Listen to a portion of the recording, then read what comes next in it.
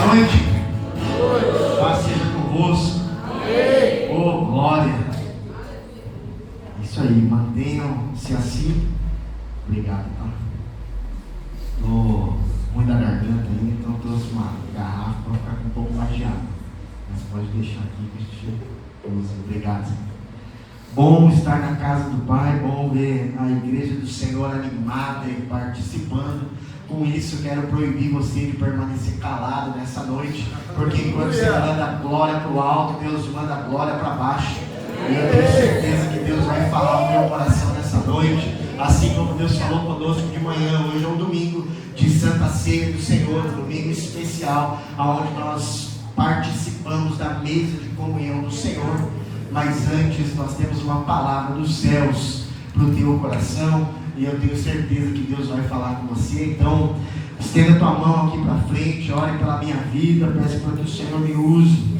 Em nome de Jesus, Senhor, nós estamos na tua casa, nós te agradecemos, Deus, porque a tua presença é real em nosso meio. E nesse momento, Senhor, eu peço para que o Senhor possa crescer e aparecer, e que eu venha diminuir nesse lugar, Pai.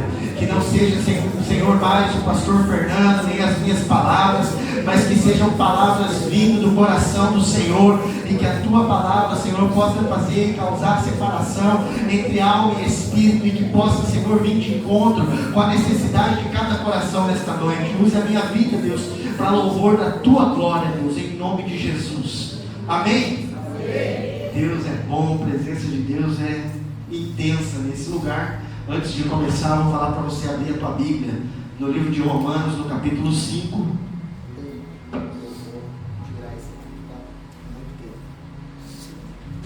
Vamos dar liberdade.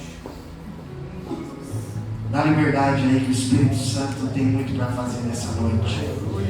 Você que está com a Bíblia em papel, não estou ouvindo as folhas, já achou?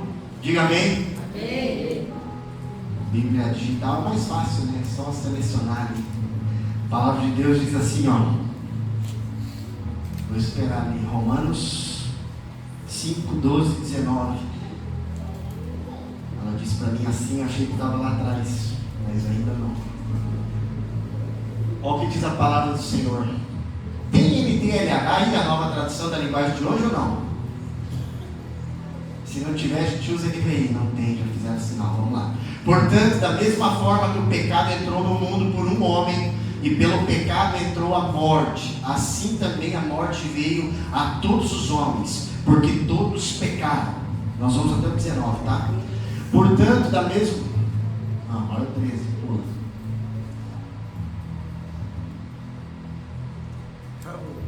Calma que travou. Aí... Porque antes de ser dada a lei, o pecado já estava no mundo, mas o pecado não é levado em conta quando não existe lei. Todavia, a morte reinou desde Adão até Moisés, mesmo sobre aqueles que não cometeram pecado semelhante à transgressão de Adão, o qual prefigurava aquele que havia de vir. Entretanto, não há comparação entre a dádiva e a transgressão. De fato, muitos morreram por causa da transgressão de um só homem, mas a graça de Deus, isto é, a dádiva, o presente do Senhor, pela graça de um só, Jesus Cristo, transbordou ainda mais para muitos. Não se pode comparar a dádiva de Deus com a consequência do pecado de um só homem. Por um pecado veio o julgamento que trouxe condenação, mas a dádiva decorreu de muitas transgressões e trouxe justificação. Se pela transgressão de um só a morte reinou por meio dele, muito mais aqueles que recebem de Deus as riquezas da graça e da dádiva da justiça reinarão em vida por meio de um só homem, Jesus Cristo. Aleluia! Consequentemente, com uma só transgressão, resultou em condenação para todos os homens. Assim, por um só ato de justiça, veio a justificação que dá a vida a todos os homens.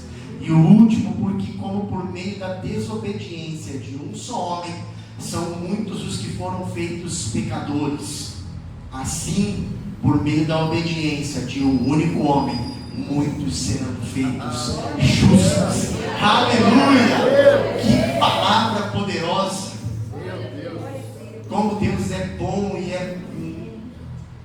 maravilhoso ouvir a palavra de Deus e entender o que o Senhor está falando aqui nessa noite. Nós podemos ler aqui que por um único homem veio o pecado e a morte, por um único homem o pecado e a morte entraram no mundo, mas também por um único homem veio a graça de Deus. Então quando nós olhamos para Adão, nós vemos a morte de vida, morte física, vemos a morte espiritual, mas em Jesus Cristo nós vamos ver a vida em Cristo nos traz vida eterna. E nós vamos viver e reinar com Cristo, independente de termos cometido transgressão, pecado igual ou semelhante a Adão ou não. Em Jesus Cristo nós temos vida eterna. Amém? Você está aí ou não? Você lembra que você está proibido de ficar quieto? Dá glória. Aleluia. Deus é bom demais. Hoje é Santa Ceia, querido. Então, quando nós olhamos a palavra de Deus, nós vemos esse texto, a gente vê que a gente está num grande mistério da fé. A gente pode encontrar um mistério da fé muito grande, e a partir da palavra de Deus a gente consegue entender algumas coisas. E nessa noite eu quero falar com você. O tema da minha mensagem fala assim, o sacrifício da cruz anulou as consequências do Éden. Então, enquanto no Éden o homem se afasta de Deus, a cruz vai aproximar Deus do homem. A queda do homem trouxe algumas consequências. A queda, a partir do pecado, nos trouxe algumas consequências.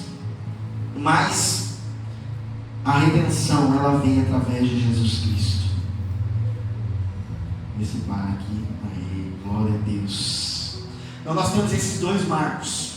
No Éden o homem se afasta de Deus por conta do pecado, mas na cruz, por um único homem, nós recebemos uma graça de Deus, e essa graça nos aproxima de Deus, aproxima Deus do homem de novo. Ele vai restaurar. Então nessa noite, para que nós possamos entender o que nós vamos celebrar na ceia, nós vamos voltar um pouquinho lá no Éden, e nós vamos poder contemplar a obra da cruz em perfeição, em plenitude nessa noite. E eu quero falar aqui sobre 5 consequências do Éden. O Éden traz 5 consequências para o homem, mas a cruz, ela tem o poder de anular essas 5 consequências. Então, o sacrifício da cruz anula as consequências lá do Éden. A primeira consequência que eu quero falar nessa noite é sobre a separação de Deus. Para nós entendermos o que Romanos está falando, eu vou usar um pouco aqui o texto de Gênesis no capítulo 3. Então, se você quiser anotar e acompanhar aí Gênesis 3:8, vai falar que o homem, ele se esconde de Deus. Logo depois da queda, logo depois da desobediência, da transgressão da lei, da desobediência daquilo que Deus tinha ordenado, o homem, a mulher, eles percebem que aquilo que era ingenuidade já deixa de ser normal. Aquilo que parecia natural, que não chamava atenção, que não constrangia eles, passa a constranger. Gênesis 3:8 está na tela. E ouviram a voz de Deus, que passeava no jardim pela viração do dia, e esconderam-se Adão e a sua mulher da presença do Senhor Deus entre as árvores do jardim. Foi no jardim do Éden que a separação de Deus acontece, mas é no jardim do Getsemane, na cruz do Calvário, que Jesus vai entregar o seu Espírito em favor da minha vida, da tua vida, e vai anular essa consequência. Quando o homem é separado de Deus, quando o homem é afastado do Senhor, nós temos em Cristo a anulação dessa sentença, porque era uma sentença de separação, de falta de comunhão, aonde o homem não tinha mais capacidade em si só de procurar a Deus. O homem em si era incapaz de ter comunhão, de ter relacionamento com Deus. E nós vemos pelo texto que era o objetivo do Senhor. A criação do homem era no próprio deleite de Deus. A palavra de Deus diz que na viração do dia o Senhor descia para conversar com o homem. E até aí tudo normal, enquanto estava obedecendo. Tem algum sentido ou faz alguma relação com a nossa vida? Quando nós éramos pequenos e nós desobedecíamos o nosso pai, alguém desobedeceu alguma vez ou só eu? Bastante, pelo jeito. Quando a gente desobedecia, qual era a nossa tendência? Sair correndo, se esconder. Desde pequenos nós nascemos com a natureza caída, a natureza adâmica, como fala. É por isso que nós hoje precisamos ensinar as crianças a fazer o certo, porque o errado elas já crescem sabendo. Ela vai botar o dedo na tomada e ninguém precisa falar para ela que é para pôr o dedo ali. Mas você fala o quê? Não põe o dedo aí, porque vai fazer dodói, vai machucar, não vai ser bom para você. Mas a criança, com a natureza adâmica, depois da queda, ela vai dar 2 olhadas. E se ela já tinha a vontade de colocar o dedo na tomada, agora que você disse para ela, não faça assim, que você vai machucar, que você vai fazer dodói, ela vai olhar mais uma vez, e aquela vontade foi aflorada dentro dela. Fala, não toca na árvore que está no meio do jardim, você, se comer dela, você vai morrer. E aí alguém vem e fala para ela, não é bem assim. A palavra de Deus diz que a serpente era o animal mais astuto, e ele chega diante da mulher e diz assim, olha, você não pode comer de nenhuma das árvores. Não, a gente não pode comer nem tocar naquela lá.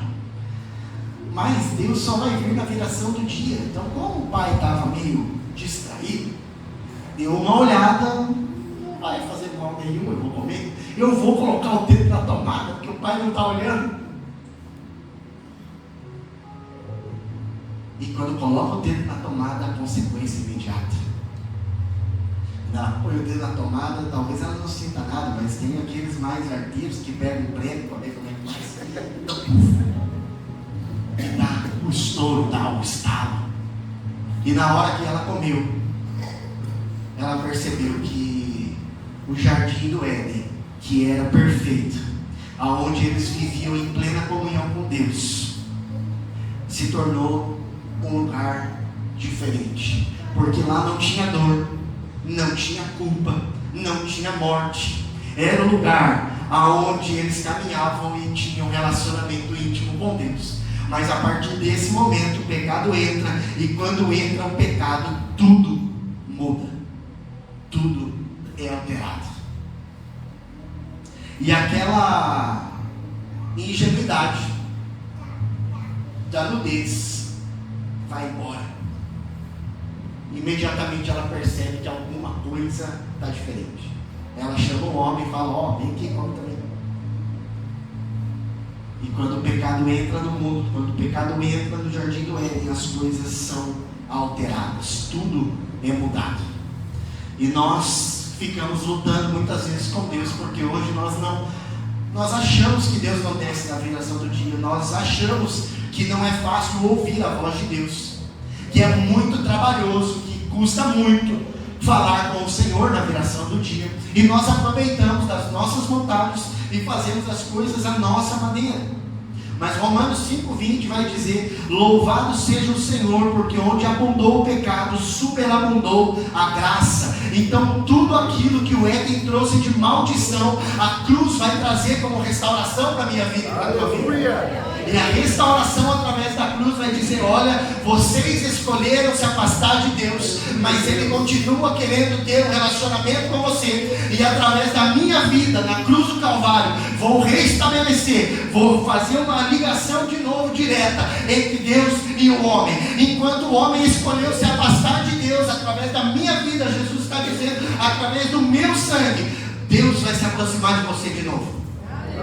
E nós vivemos nesse tempo, no tempo onde o sacrifício de Jesus naquela cruz nos reaproximou do Senhor, nos faz com que essa sentença de morte, de separação de Deus, morte espiritual do Éden, seja anulada. É através de Jesus Cristo. Nós sabemos, quando eu era criança, talvez alguém já tenha até visto isso, nós víamos um abismo. Nesse abismo, de um lado estava uma figura escrito Deus, do outro lado tinha uma pessoa que representava eu e você, e nesse abismo tinha um nome bem grande que dizia pecado. Nós sabemos que o pecado é o que nos afasta de Deus, o pecado é que causa a nossa morte espiritual, que tampa os nossos ouvidos a ponto de não ouvirmos a voz de Deus. Mas no mesmo desenho, logo na segunda página, como se fosse um desenho em quadrinhos, uma cruz era derrubada sobre aquele abismo, e ela se tornava uma ponte entre o homem e Deus, permitindo com que o homem tivesse acesso a Deus novamente. Alguém já viu esse desenho? Ou estou entregando a idade? Não sou só eu, mais gente da minha época. Escola bíblica, e a gente via o desenho que a cruz era uma ponte que nos reconectava com o Senhor, nos dava a possibilidade de quê? De passar por cima do pecado, de vencer o pecado, a ponto de quando nós chegamos diante do Senhor, nós não queremos mais voltar para trás, nós não queremos mais viver aquilo que nós vivíamos antes. Então o abismo que existia dentro do homem manchou a consciência, trouxe morte, trouxe dor. A gente vai ver mais para frente as consequências do erro e a determinação do juízo de Deus para a humanidade, para a terra, para a serpente, para todo mundo, porque desobedeceu. Mas o pior motivo, a pior consequência de todas, não era só o simples fato deles serem expulsos do jardim, eles perderem o jardim, mas eles perderam no ato do pecado a intimidade com o dono do jardim. Aleluia. E quando nós perdemos a intimidade com o dono do jardim, precisa de muito suor, precisa de muitas dores, vai passar por muita dor, vai passar por muito suor. Sim ou não? A palavra de Deus diz que, graças a essa decisão, na força do braço do homem, a mulher passaria a ter dores de parto. O Éden não tinha dor, o Éden era perfeito, mas por uma decisão errada do homem, a consequência de um erro permaneceu. Mas como nós temos visto aqui, a primeira consequência do Éden, do erro do homem no Éden, era a separação de Deus. A anulação dessa consequência era na cruz, através de Jesus Cristo, nos reconciliando com o Senhor novamente. Quando nós olhamos a palavra de Deus, nós vamos ver que Hebreus 10, do 19 ao 20, a cruz de Deus, ela vem nos buscar. Tem Hebreus 10 e coloca para nós 19 e 20. Tento, pois, irmãos, ousadia para entrar no santuário. Pelo quê? Pelo sangue de Jesus.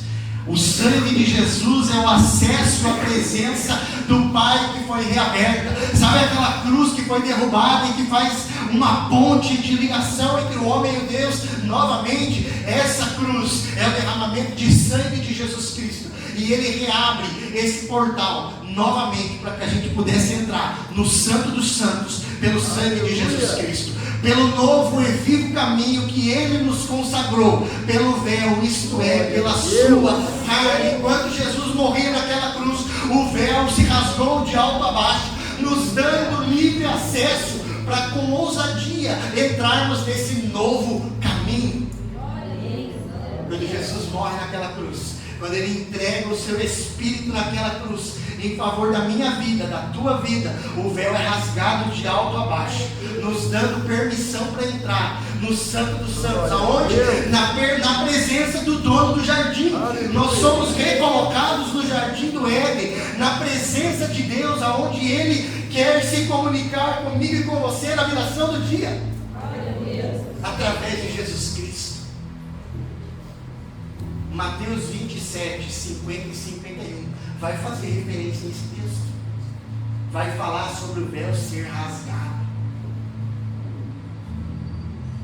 Jesus clamando outra vez com grande voz, ou bradando em alta voz, em outra versão, rendeu o seu espírito, entregou o seu espírito, e eis que o véu do templo se rasgou em dois, de alto a baixo, tremeu a terra e fenderam-se as pedras. Quando isso acontece, um novo caminho é criado, e aquele caminho que tinha sido interrompido por Adão lá no Éden, ele é feito de novo através do sangue de Jesus Cristo, e Ele vai nos dar livre acesso à presença de Deus, nos reconciliando com Deus novamente. Então a primeira consequência, quem lembra qual é? Separação de Deus. Vou te ajudar, saiu só um C ali meio tímido. A separação de Deus, a separação do homem de Deus, é a primeira consequência do erro no Éden, mas ela é anulada através de Jesus Cristo, pelo seu sangue derramado na cruz, e através de Jesus nós somos reconciliados em Deus. Agora eu vou falar para você da segunda consequência do Éden, que é a vergonha e a culpa.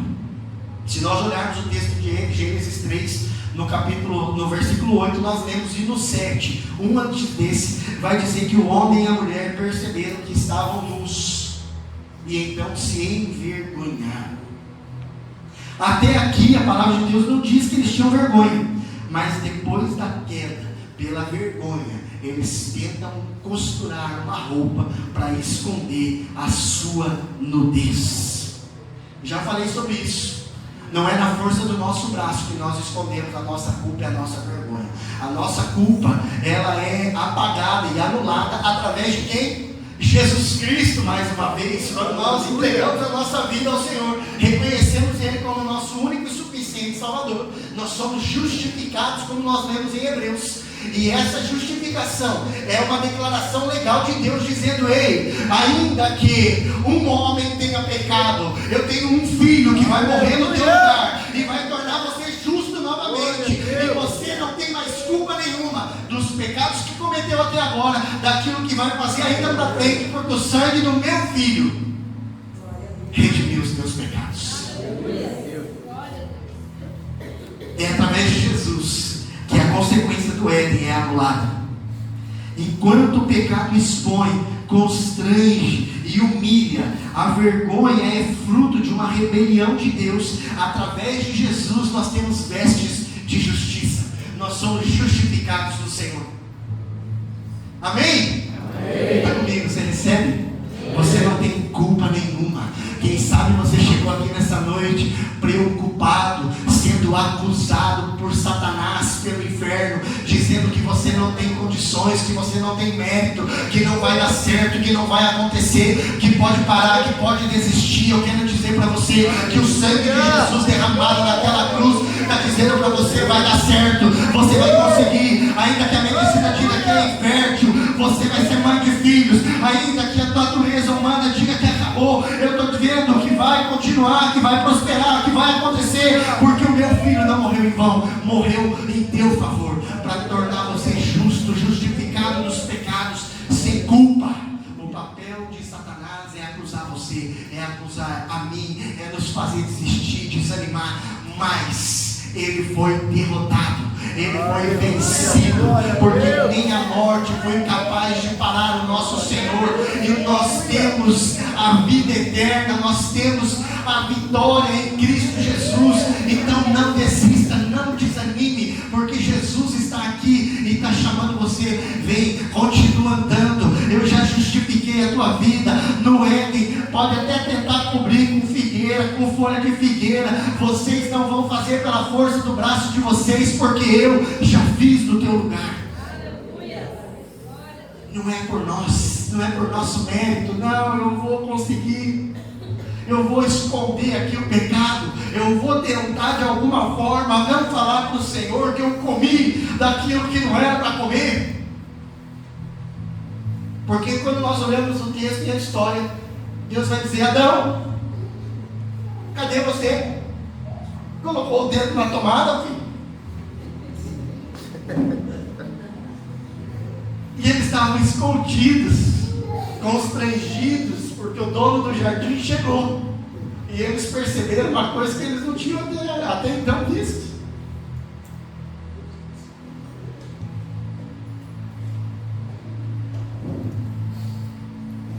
Mas nós não temos essa vergonha, nós não precisamos cobrir essa vergonha, porque na cruz o sangue de Jesus nos revestiu com vestes brancas de santidade. Isaías, que é o profeta messiânico, na segunda metade do seu livro, ele está falando com a próxima geração, ele está falando comigo e com você, e ele vai dizer: ele me cobriu com um manto de justiça, aquilo que era vergonha agora é glória. Jesus nos justificou, anulou a nossa culpa, aquilo que estava sobre nós como peso. A justificação arranca esse peso das nossas costas.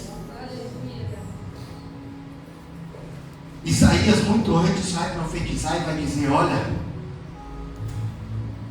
vem alguém aí que vai tomar todo o pecado do mundo nas costas, vai morrer no madeiro, mas vai justificar aqueles que viriam depois dele. Isso é para mim e para você, é para mim e para você que Isaías está profetizando. No primeiro terço do livro de Isaías, ele fala com a geração dele, e ele fala com a igreja, e ele fala com o tempo. Mas no segundo terço do seu livro, ele vai falar e começar a profetizar para a próxima geração, vai falar com a geração que viria no futuro, e essa geração somos eu e você. A história conta ainda que os teólogos discutem e acham que são dois Isaías diferentes, porque não tem como um cara que não viveu trazer tanta riqueza de detalhes de coisas que vai acontecer muito tempo lá na sua frente. E pouco tempo atrás, pergaminhos que são achados no Mar Morto colocam por terra as teses teológicas e mostram que Isaías era um homem de Deus, era um profeta de Deus, que estava tendo uma revelação daquilo que acontecia nos dias de hoje, que aconteceria no tempo de Jesus. Primeira consequência: separação do homem. Separação do homem de Deus. Segunda consequência: vergonha e culpa. Quando nós fomos separados pelo pecado, Jesus nos reconciliou com Deus, nos aproximou de Deus novamente, aproximou Deus de nós. Mas quando nós tínhamos vergonha e culpa, que nós deveríamos ser acusados por isso, nós temos vestes de justiça que vieram sobre a nossa vida a partir de Jesus Cristo. Mas tem mais uma consequência. Você lembra a proteção? Sim. Se der tempo. Mas até 11h59 é hoje. Vamos embora. Amém? Amém. Eita glória. Terceira consequência: dor e sofrimento. Gênesis 3, do 16 ao 19. A gente vai ver qual é a sentença de Deus pelo erro do homem. Tem coisas, queridos, que nós fazemos as nossas escolhas. Nós erramos, nós vamos nos arrepender, Deus vai nos perdoar, mas a consequência nós vamos ter que viver. Não tem como anular, não tem como reverter. A consequência nós vamos viver. Não estou falando aqui que a cruz ela anula as consequências do Éden, mas as nossas escolhas, quando são baseadas fora da direção de Deus, algumas consequências não vai ser anulado, não vai ser revertido, você vai ter que viver. Pode deixar aí na tela que a gente vai ler. E a mulher disse: multiplicarei, é Deus falando, a mulher: multiplicarei grandemente a tua dor e a tua conceição. Com dor darás à luz filhos, e o teu desejo será para o teu marido, e ele te dominará. 17. E a Adão disse: porquanto deste ouvidos à voz de tua mulher, e comeste da árvore de que te ordenei, dizendo: não comerás dela, maldita é a terra por causa de ti, por causa de você. Com dor comerás dela todos os dias da tua vida. 18. Espinhos e cardos também te produzirá, e comerás a erva do campo. E o 19, para fechar essa parte: no suor do teu rosto comerás o teu pão, até que te tornes a terra, porque dela foste tomado, porquanto és pó, e em pó te tornarás. O sofrimento e a dor são estabelecidos sobre a vida do homem, da humanidade, da mulher, que até então não tinha nome. E depois disso nós vamos ver que Adão vai dar um nome para sua mulher, vai chamar ela de Eva, responsável por ser a mãe de todos os viventes. Eva significa viver, e ele só vai nomear ela depois desse acontecimento. A terra é amaldiçoada, o trabalho se torna pesado, a mulher passa a sofrer dores no parto multiplicadas, sofrimento. A vida que era para ser plena, ela torna-se marcada pelo quê? Pelo suor, pela lágrima e pelo peso do fardo do pecado. Quem é mãe? Eu não. Parto normal. Dói?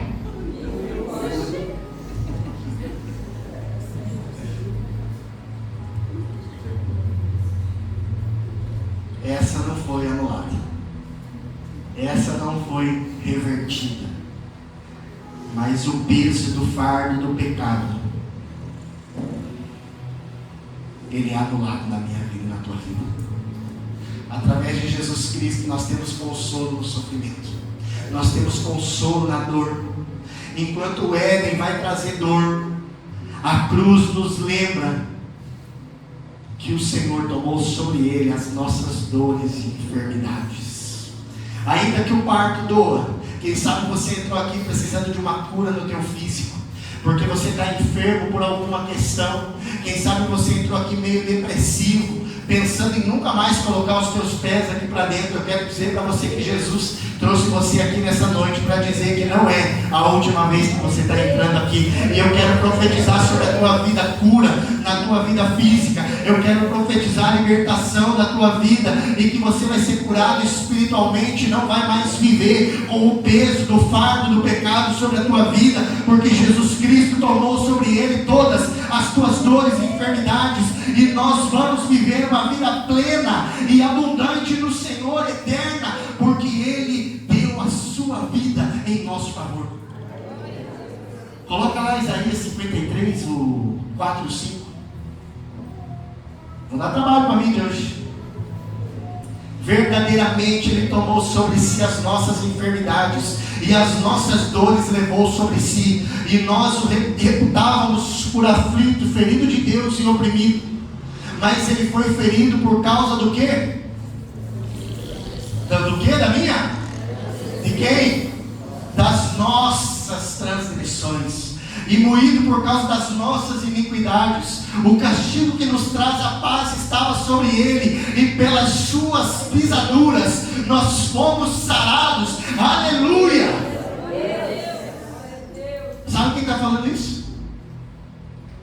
O profeta Isaías, homem de Deus, chegado do Senhor. É isso aí que Deus tem para mim e para você. Viver uma vida plena, porque ainda que o Éden tenha causado dor, a cruz vai restaurar a nossa vida. A cruz vai nos tirar o peso do sofrimento, vai nos trazer consolo. A palavra de Deus em 2 Coríntios 5, 21 vai dizer: aquele que não conheceu o pecado, Deus o fez pecado em meu lugar, em teu lugar, para que fôssemos feitos justiça de Deus, para que em Jesus nós fôssemos justificados. Aquele que não conheceu o pecado, nós lemos agora, tomou sobre ele as nossas transgressões, os nossos pecados, naquela cruz. E é por isso que hoje nós obedecemos a ordem de Jesus. Todas as vezes que fizerdes isso, façam em memória de mim. Aleluia. Por isso nós participamos da ceia, não é ritual. É ritual religioso do crente. Todo mês, no primeiro, no segundo, sei lá quem inventou o dia. Não, nós fazemos isso porque é um memorial. Nós estamos iniciando o nosso mês, lembrando daquele sacrifício que Jesus fez na cruz, porque Ele tomou a minha dor, a tua dor, o teu pecado, o meu pecado. Ele que não conheceu o pecado. Aleluia. Glória a Deus, está aí ou não? Dá um glória. Separados de Deus, vergonha e culpa, dor e sofrimento. E no 19 nós lemos agora que você era do pó da terra, e ao pó da terra você voltará. Está dizendo que o homem vai morrer. Tem uma árvore conhecida como a árvore da vida no jardim do Éden, que hoje é guardada pelos querubins do Senhor. E o homem deixa de ter acesso à árvore da vida. Então passa a estar condenado à morte. A sentença dele é a morte. Nós, por isso, passaremos, talvez, pela morte, mas em Jesus Cristo nós teremos a vida eterna. E é por isso que nós estamos aqui.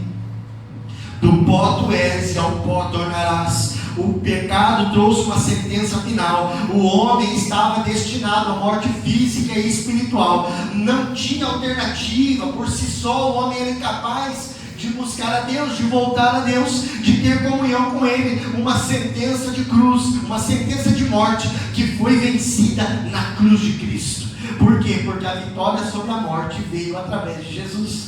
Porque se no Éden o homem recebeu uma sentença de morte, a cruz de Jesus venceu a morte. A cruz de Jesus não pôde parar Jesus Cristo, porque o diabo achava que quando Jesus morresse, tudo tinha se acabado, ali estava terminado, mas a morte não pôde vencê-lo. A morte não foi capaz de vencer o nosso Senhor. Nós cantamos aqui: ressuscitou, ressuscitou, aleluia, Ele ressuscitou. E a palavra de Deus lá em 1 Coríntios 15, no 55, vai dizer: ó morte, onde está a tua vitória? Aguilhão, cadê a tua vitória? Coloca aí o 54, 55, 1 Coríntios 15, por favor. Sabe o que a palavra de Deus está dizendo aqui? A ressurreição é a resposta definitiva, aleluia, para essa sentença de morte, a ressurreição de Cristo. Olha o que diz a palavra de Deus: e quando isto que é corruptível se revestir de incorruptibilidade, e isto que é mortal se revestir da imortalidade, então cumprirá-se-á a palavra que está escrita: tragada foi a morte na vitória. Olha o próximo versículo: onde está a morte, o teu aguilhão? Está dizendo: morte, cadê a tua força? Onde está o inferno, a tua vitória? Cadê, pecado, o teu poder? Você não tem poder mais nenhum, porque a morte foi vencida pela vitória. Jesus Cristo morreu na cruz, mas a morte não tem a última palavra. A morte não é a última palavra. A última palavra vem da boca de Deus, e Deus está dizendo: você vai ter vida eterna no meu filho que morreu na cruz em teu lugar.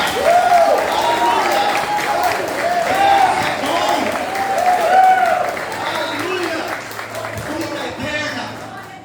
glória a Deus, meu Deus, Vida eterna. Enquanto o Éden diz: acabou, morreu, não tem mais jeito, a cruz está dizendo: calma aí, relaxa, cadê tua força, morte? Cadê tua força, pecado? Aonde você está? Porque eu venci a morte.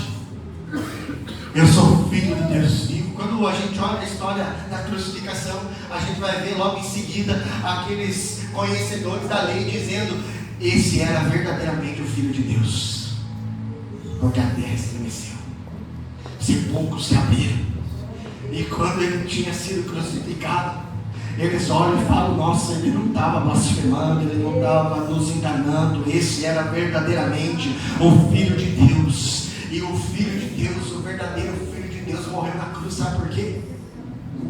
Para te dar vida, vida eterna, vida abundante, para justificar você, apagar a culpa do pecado, para te dar consolo na dor e no sofrimento, para mudar a tua história. Te trouxe aqui nessa noite para dizer: olha, não acabou, a morte não venceu, não tem sentença mais. Aquilo que o Éden disse, aquilo que o pecado falava, aquilo que o inferno está dizendo quando se levanta, Jesus Cristo está dizendo na cruz: não acabou, eu ressuscitei, e comigo vocês estão juntos, justificados, sem culpa, sem sofrimento, sem dor, aleluia, vida eterna. Glória a Deus. Está comigo, acompanhando as consequências?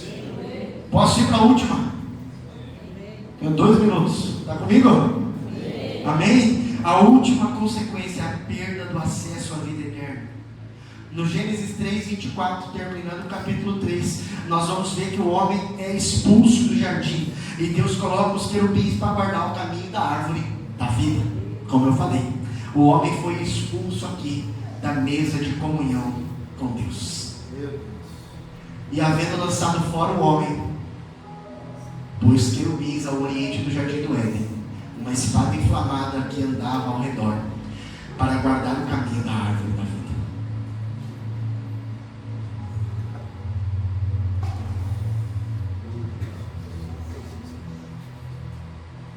Quem sabe você está pensando: pastor, então quer dizer que o pecado arruinou tudo? Eu estou querendo dizer exatamente isso. O pecado arruinou exatamente tudo, e continua arruinando as coisas dos dias de hoje, se nós não nos posicionarmos. Nós vimos aqui o TBT de uma posição que foi tomada.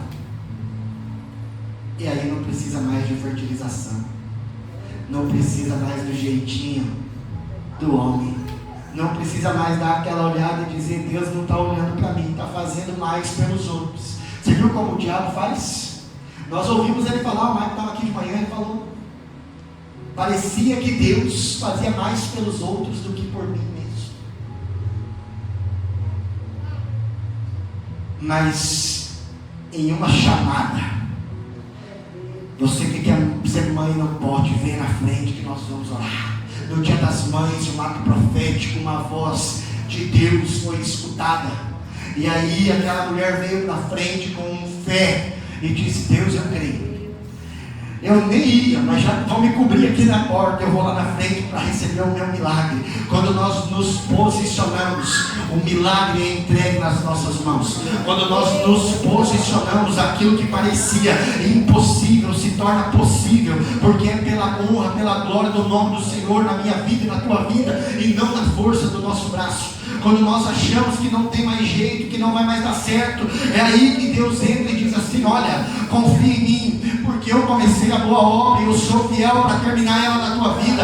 Não te trouxe até aqui para você morrer à toa, não fiz você nadar para morrer à toa na beira do mar. Agora você veio aqui porque eu tenho algo mais profundo para você, e o anjo está medindo mais um côvado e mais um pouquinho, e está dizendo: vem, tira o pé da realidade terrena, sobe mais um pouquinho, sai da natureza, vem aqui para o alto, porque o que eu tenho de pensamento para você são pensamentos de paz e não de mal. Por quê? Porque eu sei o fim que eu vou te dar, para vos dar fins que vocês desejam, diz o Senhor.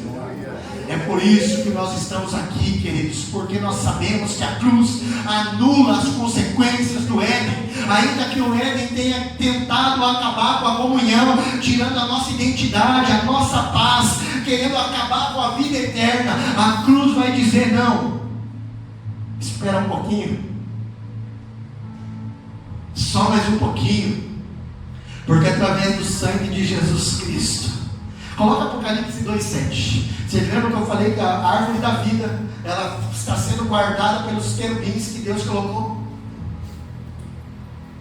O homem perdeu acesso a essa árvore da vida, que daria vida física eterna. Mas olha o que diz ali: a quem tem ouvidos ouça o que o Espírito diz às igrejas. Ao que vencer, dar-lhe-ei a comer da árvore da vida, que está no meio do paraíso de Deus. Jesus Cristo aqui é comparado à árvore da vida. Ao que vencer, aquele que permanecer, que continuar, que entender que a morte não é o fim, aquele que se manter fiel, que se posicionar e que vencer, eu lhes darei de comer a árvore da vida que está no paraíso de Deus. O que foi perdido no Éden, o que foi perdido lá no paraíso, está sendo restituído, restaurado no Calvário, está sendo restaurado através de Jesus Cristo. Você pode dar um amém, você pode glorificar o Senhor, porque a morte não vai nos vencer. Pode subir para me ajudar aqui, enquanto eu estou empolgado no Espírito aqui. Vocês vão conduzindo o ambiente de adoração, e assim eles têm uma ideia que parece que vai acabar. Se não é, Deus é bom. Oh, glória. Nós te louvamos, Senhor, nós te agradecemos, Pai, porque na tua presença tem alegria, porque teu amor está manifestado no nosso meio. Nós te louvamos, Senhor, porque o que o Éden tentou nos roubar através do pecado, da desobediência de Adão, a cruz restaurou na nossa vida. Nós te louvamos, Senhor, pelo teu amor, Pai. Aleluia.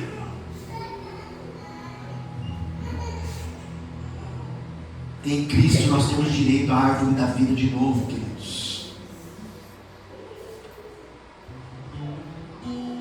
5 consequências do Éden que foram anuladas na cruz. Alguém lembra aí da primeira? De cada vez. Vamos todo mundo junto. Separação de Deus. E em Cristo nós somos reconciliados. Segundo, oh glória, vergonha e culpa, mas nós temos em Cristo vestes de justiça. Terceiro, aleluia, dor e sofrimento. Em Jesus nós temos consolo na dor e no sofrimento. O quarto, morte, glória a Deus, mas em Jesus nós temos vitória sobre a morte. E o quinto, para fechar, a perda do acesso à vida eterna. Aleluia, mas em Jesus nós temos acesso à vida eterna restaurado. É Ele que vai nos dar o direito de comer da árvore da vida, porque nós vencemos. Então nessa noite, querido, eu quero convidar você, não só ficar lembrando de sofrimentos e daquilo que o Éden trouxe como peso na tua vida. Quem sabe você chegou aqui nessa noite carregando um fardo nas tuas costas. Eu quero dizer para você que Jesus está trocando o fardo, porque o jugo do Senhor é suave, o fardo dele é leve. Você vai sair daqui sem carregar pedra, sem carregar peso, sem carregar culpa pelo pecado, porque Jesus na cruz reverteu tudo isso em meu favor e em teu favor. Então, antes de participar da ceia, examine o teu coração agora, comece a falar com o Senhor aquilo que está pesando, aquilo que precisa ser deixado aos pés da cruz, aos pés do Senhor. Lá no Éden, querido, eu e você, nós somos expulsos da mesa de Deus, mas em Jesus Cristo, na cruz, nós somos convidados de volta à mesa. A mesa está posta nesta noite. É um momento de comunhão, é um momento de participar da Santa Ceia, um memorial do Senhor, agradecendo a Ele, porque é mais uma Santa Ceia, é uma Santa Ceia a menos para a volta de Jesus, para o retorno de Cristo, para buscar a igreja, é uma a menos. No Éden a sentença da morte, mas na cruz a promessa é de vida. Nós teremos vida eterna e abundante no Senhor. No Éden tudo termina em queda, mas na cruz começa tudo com vitória. Como a odres novos é o lugar de recomeço, a cruz é o lugar de recomeçar com vitória. É na cruz que nós temos vitória. Então nesta noite, querido, lance-se aos pés da cruz. Não tem para onde correr.